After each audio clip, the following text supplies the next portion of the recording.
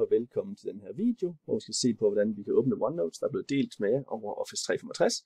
Og det vi skal i videoen, det er, at vi skal have åbnet alle de bøger, som er blevet delt med jer. mulerne-gym.dk, som vi kan se heroppe. Så klikker heroppe, hvor der står Office 365, så bliver vi sendt videre til den her startside, som er Office 365 startside. Så klikker vi på Apps, så bliver vi sendt videre til Apps-siden.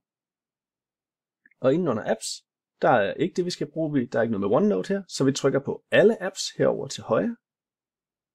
Så skal vi ned på OneNote, og den tager lidt tid om at loade, så jeg har allerede loadet den her for en god ordens skyld.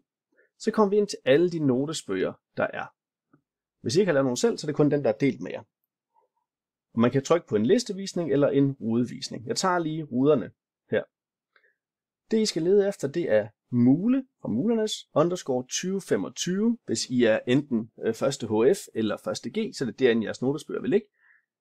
Og når vi er herinde på de 3 prikker, så får vi en mulighed, der hedder åben.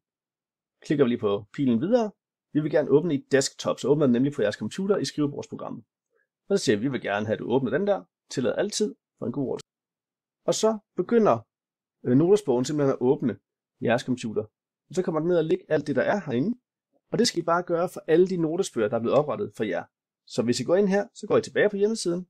Okay, der er en mere her til mig, 2025. Okay, den skal jeg også lige have åbnet. Bum. Åbn i desktop. Ikke filplacering. Det samme herover. Åbn desktop og så videre. Og det gør I med alle de notesbøger, der er tilknyttet til jer. Så alt hvad I kan se herinde, som vi skal bruge til de forskellige fag, det skal I have åbnet.